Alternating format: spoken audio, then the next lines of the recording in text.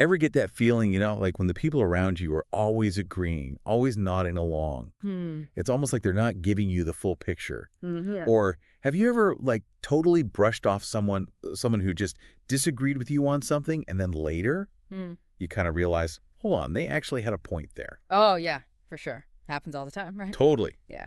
Like we love being right. We love that feeling of everyone backing us up. But what if, and here's where things get interesting, what if those who challenge us, even those we see as, I don't know, almost like enemies in a sense, Right. what if those are the people who can actually help us grow the most? It's a bit of a mind bender, isn't it? It goes against, well, a lot of what we're taught about trust and who to rely on. Exactly. And that's what we're diving into today. We've been going deep on some fascinating research that suggests that there's a real hidden benefit in listening to and even learning from those who don't necessarily have our best interests at heart. Not your typical advice, right? Not at all. So in this deep dive, we're going to unpack this whole idea. We'll explore the why, the how, and think about how this plays out in our own lives. Maybe even rethink who we trust and whose opinions we really value. Sounds good. So, first things first. When we talk about this, we got to start with trust, right? Mm. What does that even mean in this context? Yeah, absolutely. I mean, we usually think of trust as going hand in hand with friendship, with people who see things our way. Totally, like, you get me. Right, exactly. But here's the catch, and this is what the research highlights. Friends, because they are friends, they want to keep things smooth, keep that harmony going. Makes sense. So they might hold back, they might not give you that super critical feedback that you actually might need. Oh, so it's like they don't want to rock the boat. Kind of, yeah. Or maybe they just assume that the relationship is strong enough to handle a little lack of brutal honesty. Yeah, like, we're good. We don't need to go there. Right. And the research even suggests that friends can, without even realizing it, sort of take that relationship for granted in terms of giving each other that real, raw feedback. Interesting. So it's like a comfort zone that, in a way, might be holding us back. In a way, yeah. When you know someone's probably going to agree with you, it's easy to just stay in that echo chamber. You don't see the cracks, the potential flaws in your ideas. Okay, I see that. So let's flip this then. How does someone who, let's say, doesn't necessarily trust us, how do they become a source of valuable insight? That sounds kind of backwards. Yeah, it is a bit counterintuitive, but think about it.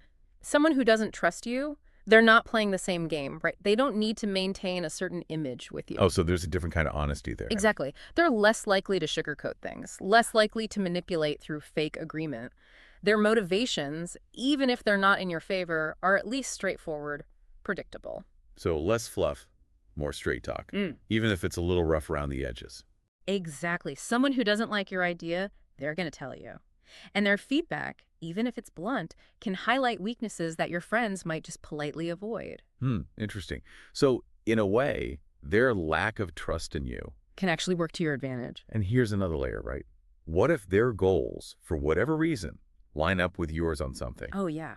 Then they might actually help you, even if it's for their own reasons. And you still benefit in the end. That's a fascinating angle. It's like their self-interest accidentally helps you out. Yeah. And speaking of fascinating angles, the research actually gives some really great real-world examples of this. Oh, yeah, absolutely. Abraham Lincoln, for example. That's a pretty powerful historical case study, right? For sure. I mean, think about it. During one of the most challenging times in U.S. history, Lincoln decided to put his political rivals, the guys who campaigned against him, right in his cabinet. Wow. And we're not just talking about little disagreements here. These were people who fundamentally opposed his views. So real enemies in the political sense. Yeah, absolutely. Strong personalities, very different ideologies. But Lincoln knew that by having them close, he'd be exposed to a much wider range of perspectives. So they weren't just going to be yes men. No way! They would challenge him, argue their points, offer alternatives he might never have even considered. So he was actively fighting against groupthink. That thing where everyone just agrees to avoid conflict, even if it means making bad decisions. Exactly. He knew the danger of only hearing voices that agreed with him. Bringing in these dissenting opinions, even from people who tried to undermine him before, it forced him to really examine his policies, his choices. That's incredible foresight. And there's another brilliant layer to this. Having his rivals inside his administration, it meant he could keep an eye on them, Oh, so it's like turning a potential threat into a source of information. and maybe even collaboration. Exactly. It led to better decisions, more effective leadership, especially during a time of national crisis. That's a powerful example for sure. But how does this, this big historical example, how does it relate to us, to our everyday lives? Well, the research also talks about teamwork, like in a school setting. I think that makes it a lot more relatable. Yeah, for sure. Okay, so picture this. You're working on a project with your close friends, everyone's vibing, ideas are flowing, there's no drama. Sounds ideal. It does. But what if that nice, comfy feeling, what if it comes at the cost of really pushing the boundaries?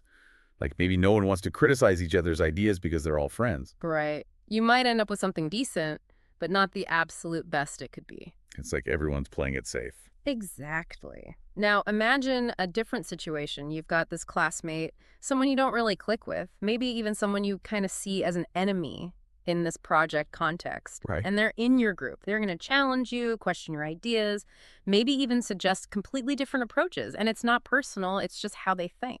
And that friction, even though it might be uncomfortable, It forces everyone to think harder, to defend their ideas, to see things from new angles. The end result could be way better because of that initial clash. that's a really interesting point. So thinking about our listeners, have you ever been in a situation where a disagreement, even a tough one, ended up making things better in the long run? Oh, for sure. There have been times where I've really had to defend my ideas, and it was uncomfortable in the moment, but it made the final product so much stronger. Right. It's like you're forced to refine your thinking. Yeah. So to recap what we've talked about so far, Yeah. it's not about ditching your friends. Right. It's about recognizing that their desire for harmony might make them, well, too agreeable sometimes. And that you might not get that super honest, critical feedback that can really help you grow.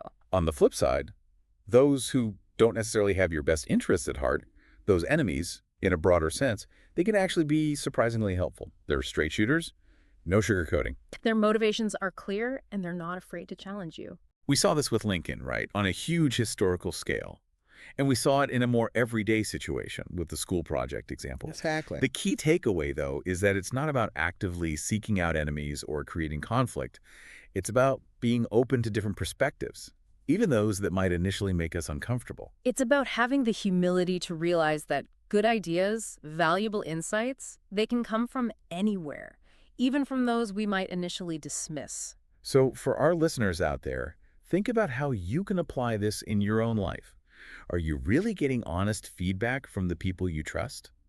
Or are you surrounded by yes people? And when you're facing a challenge, a big decision, try to seek out opinions from outside your usual circle. A colleague with a different approach, someone with opposing views, even engaging with well-thought-out criticisms online. So it's about actively looking for those different perspectives, not creating conflict for the sake of conflict. Exactly. It's about being receptive to those different viewpoints, even when they're challenging. And think back on times you've been criticized. Looking back, did any of that criticism lead to positive change, even if it was tough to hear at the time? It's a shift in perspective, really. Hmm. Seeing disagreement not as a personal attack, but as a chance to learn and grow. A chance to get better. So just to wrap this all up, we've explored this fascinating idea that while we all value trust and support from our friends, sometimes their desire to keep things harmonious can hold us back from getting that truly honest, critical feedback. And on the other hand, those who don't inherently trust us, our enemies in a broader sense, they can offer a surprising amount of honesty and insight. And we saw this play out with Lincoln Right. on a historical level Yeah. and in a more relatable way with that school project scenario. Yeah. But the key takeaway is not to go out and make enemies. It's about being open to different viewpoints, even the ones that we might instinctively push away, because those can be the ones that help us grow the most. Absolutely. So, as you go about your day, how can you approach disagreements, those challenging viewpoints, not as something to defend against, but as a potential opportunity? A chance to learn something new, to improve your thinking, your projects, even yourself. It's a powerful concept and something we encourage you to explore in your own life. Thanks for joining us on this deep dive. Thanks for listening.